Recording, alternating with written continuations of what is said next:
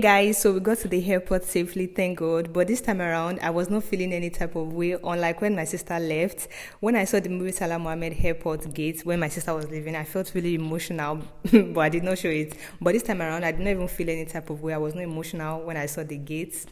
Anyhow, so my mom was jovial throughout. She was not even feeling any type of way or emotional. She was so happy. I'm telling you, if my mom came in my own generation, she would have been a content creator. She's just so happy to be in front of the camera all the time. And yeah, my brother, on the other hand, his name is Lekon, our last born, he was so emotional and he cried because I was leaving when everything became a reality, and that was why I cried as well.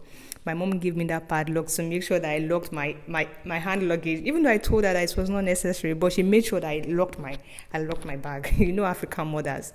Anyway, because I followed my sister when she was leaving, so I knew where to go, I knew what to do, and it was just hassle free basically. So I just waited to board the plane. At this point, my flight was for 11:55. It was kind of late in the night, so I had to wait for a really long time. I'm telling you, my flight was for like 11 or 11:55, and I got to the airport around 3 p.m. because I did not want to hear stories, my dear. Anyway, this was my first time seeing a plane up front. I've always seen planes in the sky, but this was my first time seeing a plane this close. And guys, it was big. It was big. A plane is actually very big, but when I got inside, I was disappointed. Not disappointed, but I was expecting it to be more spacious than this inside. But this was what we got. Anyway, that's the price you pay for economy class. So we sat down, we took off in the night. Okay, I mean, I told you guys that my flight was for 10 p.m. or 11 p.m. Nigerian time. I can't remember, honestly. So we were served, different types of food. And the news I've heard about foods in the plane, all the news I've heard are actually horrible news, that the foods are not nice and all of that. But my own first flight experience, they served me good food. This thing looks like jollof rice. I know it's not jollof rice, but it looks like jollof rice, and I really, really enjoyed it. And it was served with chicken breast and some veggies. I did not touch the veggies, so I was like, you push, come and carry your carrots, it does not look like the veggies I'm used to. I left that. This is also tomatoes. I don't know what that white thing is. I think it's cheese. I'm not sure, but I left it for them. People will not turn my tummy inside this plane.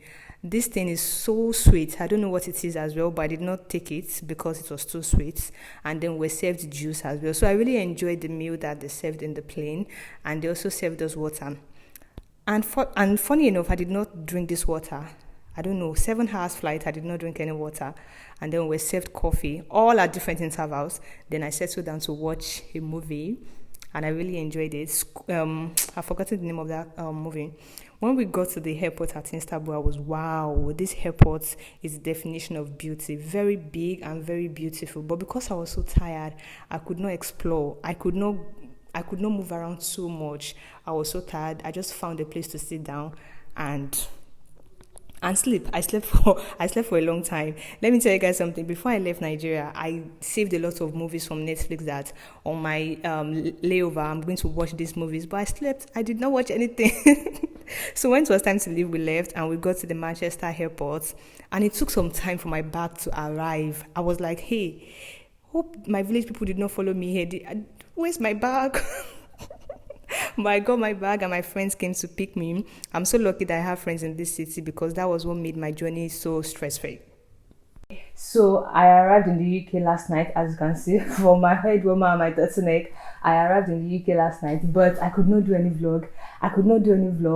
Yesterday, I wanted to do a vlog on, updating you guys how my journey was, how my flight was, all of that, but I could not because the cold was too much. It was a lot.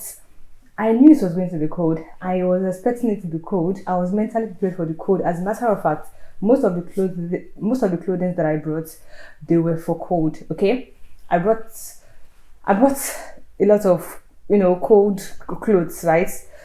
But when the cold hit me yesterday, immediately I left the airport at Manchester because I arrived at Manchester airport. When the cold hit me, immediately I left the airport. I was like, what is this? The cold was a lot. It was a lot. And I just could not bring out my phone, my tripod, because that was the last thing on my mind. That was not the last thing on my mind, to be fair, but I thought about it, but I could not because I was cold. Like, I was very cold and I was very tired. But right now, this is my second day in the UK, okay? Or would I say it's my first day because I arrived last night, okay? I've been out today. I went out to get my BRP, but I could not get it because the post office was not opened. So I could not get my BRP. I also wanted to change the money that was with me. I have some dollars here with me. I brought some dollars into the countries, but the post office was not open, so I have to chill till tomorrow. I'm currently in a friend's apartment right now. My own apartment is not ready yet, so I can't move in now. I have to chill for like a week here before the apartment, gets ready. So yeah, that's about it. Now to the code. Whew. The code is crazy. The code is a lot. Oops, is a lot. When that code hit me at the airport yesterday, when I left the airport into the car, oh my god, the code was a lot, and it's still a lot. Right now, I am shaking. If not because content creation is my job, it's something that I do. I wouldn't record anything, no, but it's part of what I do. So that is why I'm recording. This code is a lot, and I'm currently shaking. I'm inside, but I'm shaking because the heater is not on right now. Right now, okay? So yeah, but I mean, I'm here now. I just have to like move with the code, do things with the code. So yeah, I'm not doing anything today. Actually, I'm not doing anything today. I just want to rest because I've had a long couple of days like in Nigeria preparing for this trip. What am I saying? I've had a long month. This is December 27th. I've been extremely busy since October. So resting today and tomorrow is not a big deal. So yeah, I've been to my school today too. I went to the school, but I could not vlog because it was drizzling and it was very cold. Yeah. So when next I go to the school, I am going to vlog, of course. But I did not vlog today. But I went to the school. The school is currently on break, but I went there to check it out and see what's up with the school. So yeah, that's basically what I've done today. I've eaten today as well. What else? The code. Emphasis on the code. The code is something else. The code is something else. And I also find it weird that this place is actually very silent. This place is very quiet. Like inside, like since yesterday, this place has been very quiet.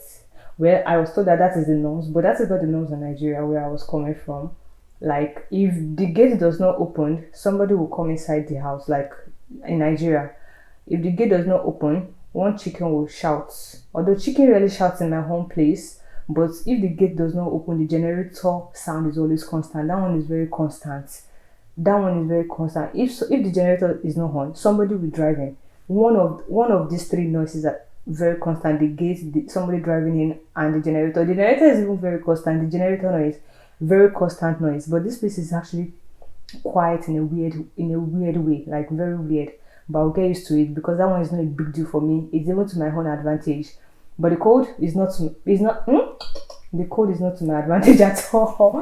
The code is not to my advantage. But there's nothing. There's nothing to do. The code has come to stay until summer or spring or whatever. So I'll just have to like carry on with it. Carry on with the code. So yeah, I just wanted to give you guys an update on what has happened in the last 24 hours.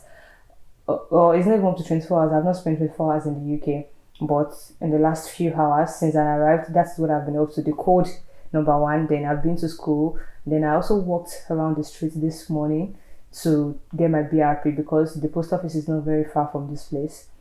And yeah, that's basically what I've been up to. Yeah, I'll catch you guys in another clip.